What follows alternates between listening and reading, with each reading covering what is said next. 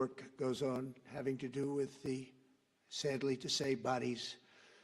Together we've achieved what everybody said was impossible. At long last, we have peace in the Middle East, and it's a very simple expression, peace in the Middle East, and we've heard it for many years, but nobody thought it could ever get there, and now we're there. I want to congratulate everybody sitting in these first few rows and standing behind me. I don't know why they chose to stand, but I promise I'll make it short, okay? We are not going to keep you standing for long. These are great leaders. After years of suffering and bloodshed, the war in Gaza is over. Humanitarian aid is now pouring in, including hundreds of truckloads of food, medical equipment, and other supplies, much of it paid for by people in this room. Civilians are returning to their homes. The hostages are reuniting. I mean, it's beautiful. I'm just watching it backstage. The level of love and sorrow, I've never seen anything like it. It's amazing when you see they haven't seen their mother, their father. They haven't seen them in such a long time, and they lived in a tunnel, a very little tunnel, very deep. And the level of love is just incredible. It's a beautiful thing to see. In one sense, it's so horrible that it could have taken place, but in another sense, it's so beautiful to see a new and beautiful day is rising, and now the rebuilding begins. The rebuilding is maybe going to be the easiest part. I think we've done a lot of the hardest part because the rest comes together. We all know how to rebuild, and we know how to build better than anybody in the world. I want to express my tremendous gratitude to the Arab and Muslim nations who helped make this incredible breakthrough possible, and you really did. To President El-Sisi of Egypt, who is so generously hosting us today. And I want to thank you for the outstanding job your country is doing in so many different ways and for helping us so much with this peace agreement. I also want to thank the President for the escort of 6 fighter jets. Oh, we looked out the window, we said, I hope they're friendly, and they turned out to be very friendly. But we had 3 on each side, and they are beauties right out of the great, really American manufacturing hub. We make the greatest military equipment in the world. We have the strongest military in the world by far. And I knew exactly what those planes were, and I knew exactly how much you paid for those planes, too. You paid a lot, but you got a pretty good deal. And they are great planes, and we just appreciate it. That was quite an escort in. That was very impressive. But Air Force One was really, it was covered with Egyptian desert just a few months ago. If you think about it, just a few months ago it was Egyptian desert, and now it was just a few feet off our window. And it was a spectacular sight, and I appreciate it very much. Really, that was pretty good. You got our people by surprise. I don't know if they were thrilled right at the beginning, but they were thrilled as we sailed along very, very calmly and safely. And I'm deeply honored to receive from you, Egypt's highest state honor, the Order of the Nile. The Nile is so beautiful, so magnificent. It's such a beautiful title, the Order of the Nile. Thank you very much, Mr. President. Appreciate it. Great honor. I also want to give a very special thanks to the Emir of Qatar, a man who's outstanding. He's been a friend of mine for a long time, long before politics, and he's a fantastically respected man. His Highness Sheikh Tamim is respected by everybody. He's respected by everybody and in the most positive way, not only because of power, because of his heart. He's got a tremendous heart, and he's a great leader, and his country loves him. Thank you very much for being here. It's an honor. Let me also express our condolences to the Qataris on the tragic car crash that claimed the lives of your cherished diplomats, some of whom were known by our people, and they were supposed to be incredible people. So please extend our sorrow and best wishes. That was tough. That was really tough. On this extraordinary occasion, I also want to give our sincere thanks to President Erdogan of Turkey. He's always there when I need him. He's such a tough guy. He is tough as you can be, but we love him. And when they have a problem with you, they always call me to handle it. And usually I come through. We just have a good relationship, and we have from the beginning. And so I want to thank you very much and say hello to your wife, your beautiful wife. And It's great to be with you. Always there. When I need him, he's always there. Thank you very much, Mr. President. And I also want to thank, I just spoke to him on the phone, His Royal Highness Crown Prince Mohammed, Saudi Arabia, a special friend of mine. Boy, he's come so long and so far, and he's doing a fantastic job for his country. And I want to just thank him. And, His Highness Sheikh Mohammed of the United Arab Emirates is here. Where? He's here someplace. Well, oh, he's not here. But he's here in spirit, I can tell you that. And he's been another one. He's been absolutely incredible, and we appreciate it very much. And His Majesty King Abdullah of Jordan. And thank you very much, King Abdul of Jordan. He's here. Thank you. Thank you. Thank you very much. And you really have been a great helper. We appreciate it. Appreciate it. Prime Minister Sharif of Pakistan, and also I have to say my favorite field marshal from Pakistan, who's not here, but the Prime Minister is here, and you're going to give his regards. Where are you? There you go. Thank you very much. Do you want to say what you said to me the other day? Come, would you like to say what you said the other day? I think it was so nice. Please. Thank you very much, my dear President Trump, my dear brother President Fath el-Sisi of Egypt, Majesties, Highnesses, Excellencies, ladies and gentlemen, Assalamu alaikum, and a very good evening. Well, I would say today is one of the greatest days in contemporary history, because peace has been achieved after untiring efforts led by President Trump, who is genuinely a man of peace, who has relentlessly and untiringly worked throughout these months, day in and day out, to make this world a place to live with peace and prosperity. I would say that Pakistan had nominated President Donald Trump for Nobel Peace Prize for his outstanding, extraordinary contributions to first stop war between India and Pakistan, and then achieve ceasefire along with his very wonderful team. And today, again, I would like to nominate this great president for Nobel Peace Prize, because I genuinely feel that he is the most genuine and most wonderful candidate for Peace Prize, because he has brought not only peace in South Asia, saved millions of people, their lives. And today, here in Sharm el-Sheikh, achieving peace in Gaza is saving millions of lives in the Middle East.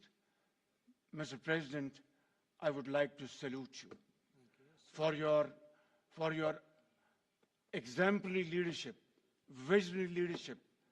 And I think that you're the man this world needed most at this point in time. World would always remember you as a man who did everything, went out of the way to stop 7 and today 8 wars.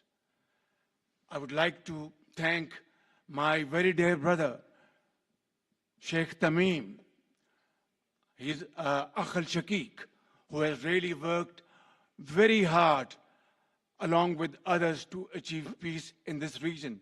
My very dear brother, President Tayyip Erdogan, His Majesty, King Abdullah, and of course, my very dear brother, Mohammed bin Zayed of UAE, and of course, my very dear brother, Crown Prince of Saudi Arabia.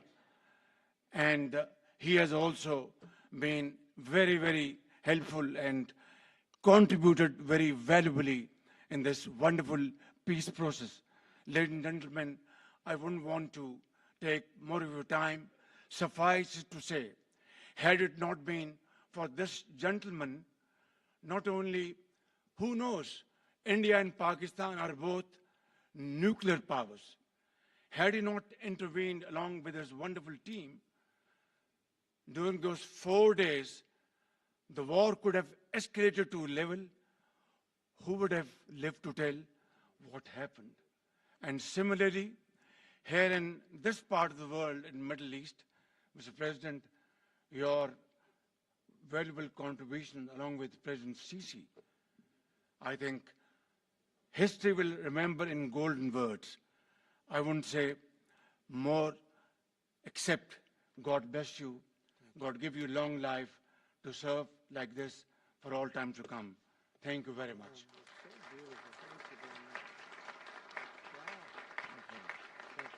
Very kind. Wow, I didn't expect that. Let's go home. There's nothing more I have to say. Goodbye, everybody. That was really beautiful and beautifully delivered. Wow, thank you very much. Also with us is President Prabowo, a very incredible man of Indonesia. President, come in.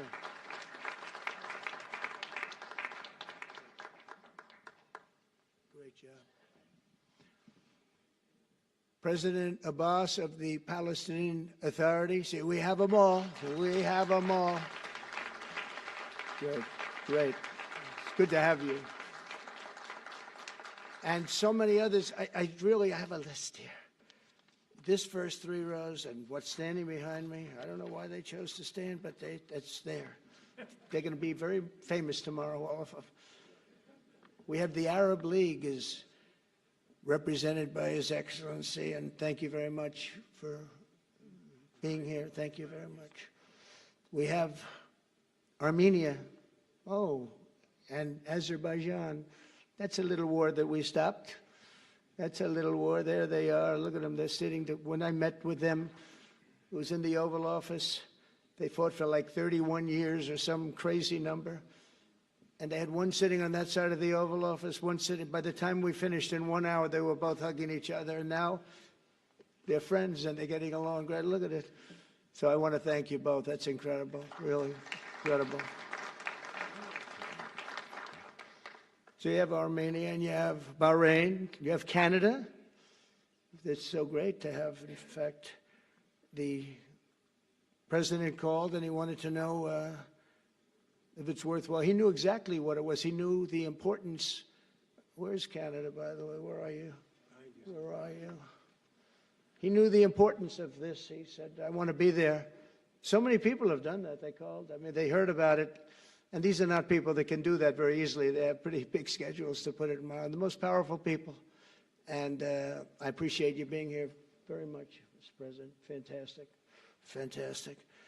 And Cyprus, Egypt, the European Union, it's a lot of countries. France, thank you very much, Emmanuel.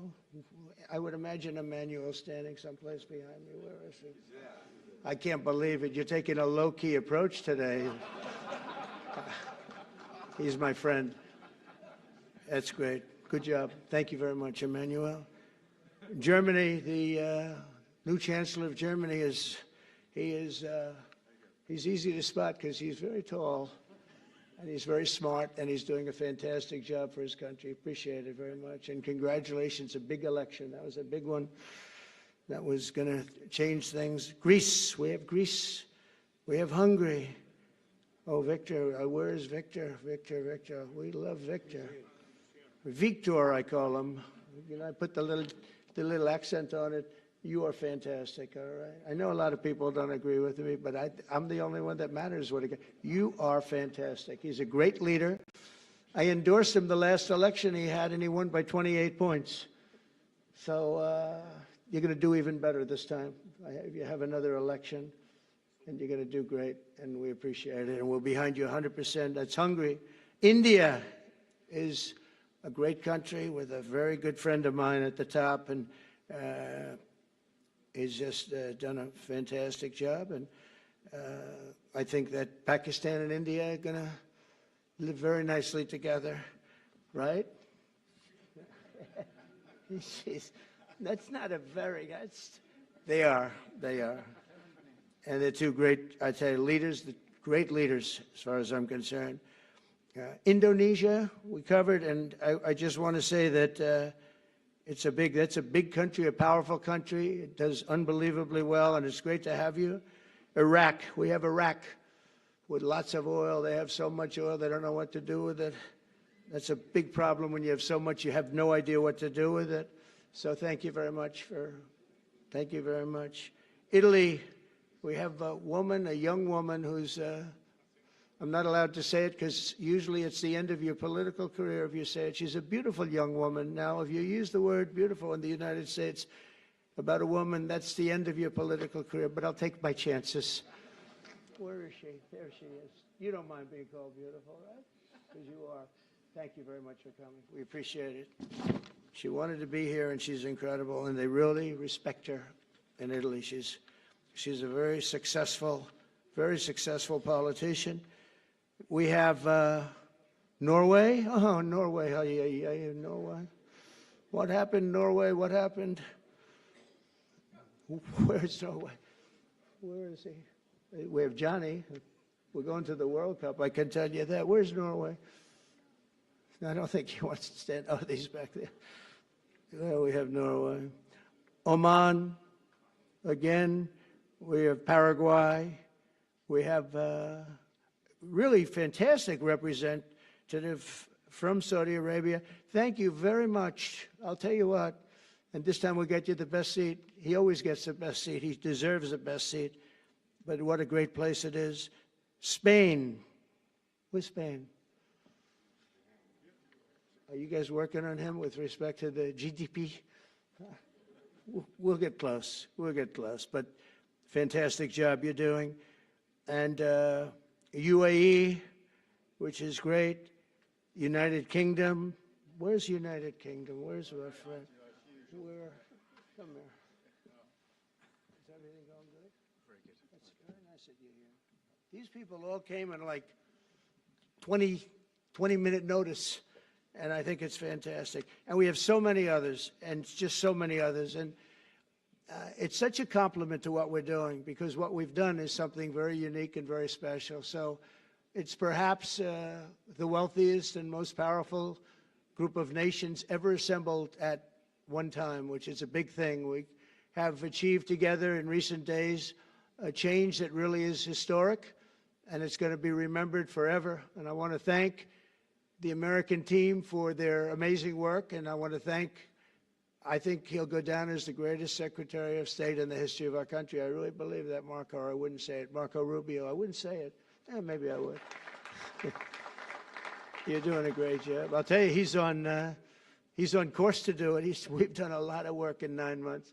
We've done a lot of work. I say that, 1 year ago, a little more, but 1 year ago, America, the United States of America was a dead country. The king told me, and I use that, he said, sir, 1 year ago it was a dead country. Today you have the hottest country anywhere in the world, and it is. It's the hottest country. So many investors are here. We have over $17 trillion being invested in the United States, which is a record that nobody has ever beaten. I don't think anybody will. And we still have 4 months to go before it's a year. So in 8 months, we have over 17 trillion. We're actually very close to $18 trillion. There's never been, as an example, the previous administration had less than $1 trillion over 4 years. We have, we're close to breaking $18 trillion in 8 months. That's pretty amazing. No country's ever done that.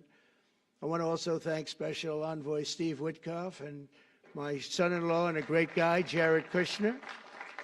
And I even have my daughter here, Ivanka. Ivanka, please stand up. Ivanka's here. Wow. Thank you. Thank you, Ivanka. We have a great team, and we have, as you know, General Raisin Kane. We have John Radcliffe. We have Tom Barrack. We have really a lot of good talent. We have Pete Hegseth, who's now Department of War as opposed to Department of Defense. We made a little change. Somehow I like the name better, so do you, so do a lot of people. But the momentous breakthrough that we're here to celebrate tonight is more than the end of the war in Gaza. It's with God's help. It'll be the new beginning for an entire beautiful Middle East. From this moment forward, we can build a region that's strong and stable and prosperous and united in rejecting the path of terror once and for all. We want to get rid of the terror and get on to other things. There are many other things in life that are so good. The final sprint to this deal began less than 3 weeks ago on the sidelines of the United Nations in New York. I met with many of the people in this room, and it all just started coming together. I've known so many of you for so long. You're friends of mine. You're great people. I have a couple I don't like in particular, but I won't tell you who. I have actually a few of them I don't like at all, but you'll never find out who they are. Well, maybe you will, come to think of it.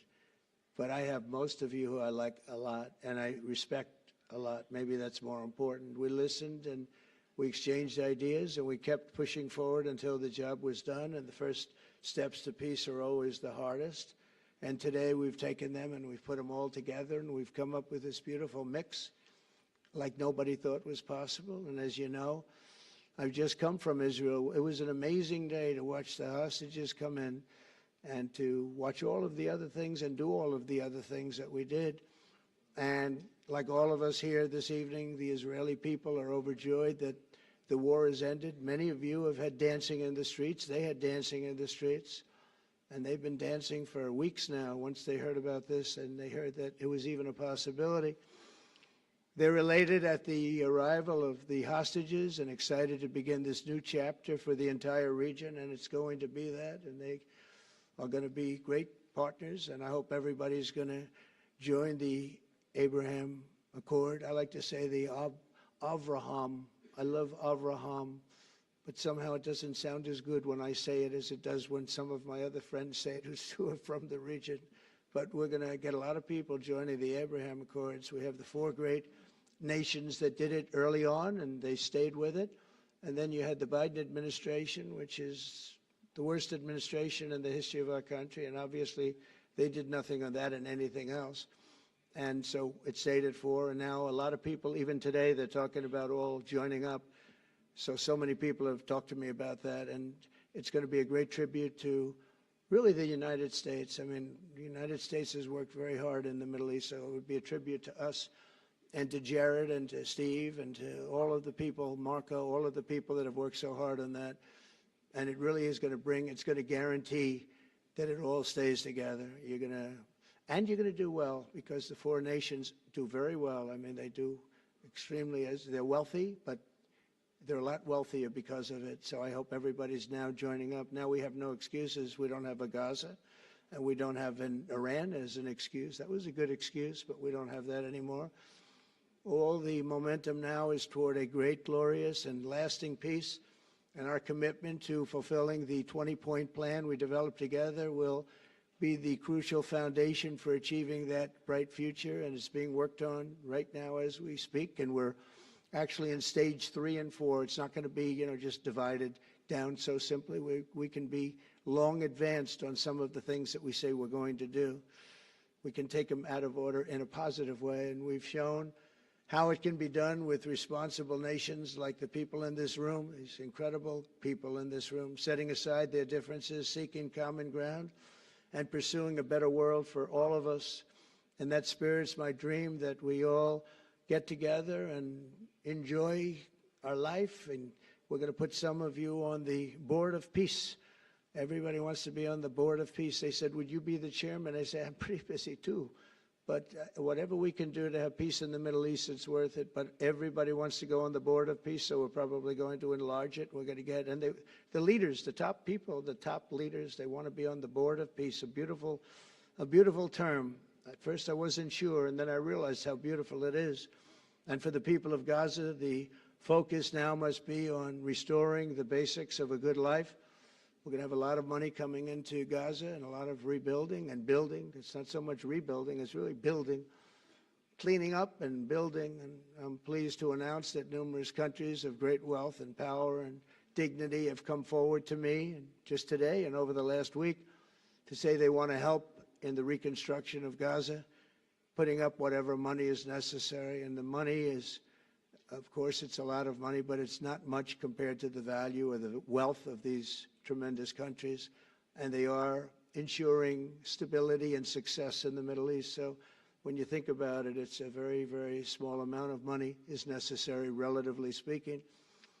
And as those commitments are made, I'm going to let the world know who is doing it, because they really deserve great credit for doing it, and they're going to do something that's really monumental. This is a monumental day. This is a monumental moment in the history of the world beyond the Middle East. We've all agreed that supporting Gaza must be done to lift up the people themselves, but we don't want to fund anything having to do with the bloodshed, hatred, or terror, as has happened in the past. And for the same reason, we're also agreed that Gaza's reconstruction requires that it be demilitarized and that a new, honest civilian police force must be allowed to create a safe condition for the people in Gaza. As I said earlier, I intend to be a partner in securing a better future. We're going to be working, you're going to be working with the United States, and we're going to make sure that the Middle East is going to be a safe and secure place. It's a very important place in the world. Means so much. There were so many people who said the Middle East, and this has been going for many, many decades. I've read it many times, that World War III will begin in the Middle East. It's not going to happen. That's not going to happen. There was a time that you would have thought it could have, but it's not going to happen. There won't be World War III, hopefully at all, but it's not going to start in the Middle East. We're not going to have a World War III if we're smart. There'll never be a World War III. Our work begins right here and right now. From ancient times, this region has been extraordinarily mixed with respect to people, culture, religions, all of the different elements of national characters, unlike maybe anywhere else on earth. And for 3,000 years, there's been conflict. For whatever reason, there's been tremendous conflict, always conflict. But today, for the first time anyone can remember, we have a once-in-a-lifetime chance to put the old feuds and bitter hatreds behind us. And that's why so many people in this room, they didn't get along. Some did, some didn't, but they're getting along now. This has brought the people together. This is the first time the Middle East crisis has brought people together as opposed to driving them apart. And to declare that our future will not be ruled by the fights of the generations past, which is foolish. So together, let us continue in the spirit of cooperation and goodwill that has finally brought us to this incredible, historic breakthrough. If we do together, we will reach the Middle East's incredible destiny, a safe and prosperous and beautiful crossroads of culture and commerce, faith in humanity and geographic center. This will be the geographic center of the world.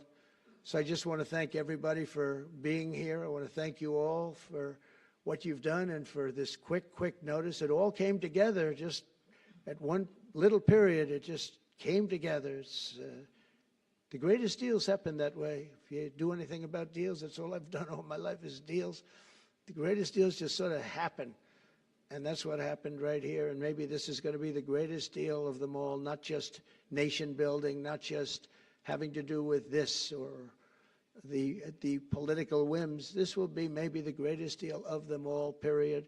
And I want to thank all of you and all of these great nations and this region for what it's gone through and all of the fights it's had, or life over death and hope over strife and harmony over hatred. That's what we want. We want it to be that way because together we're going to forge a magnificent, great, and enduring peace. I want to just end by saying God bless you all. God bless the Middle East. God bless your countries, and God bless you. Thank you very much, everybody. Thank you. Thank you very much. Thank you.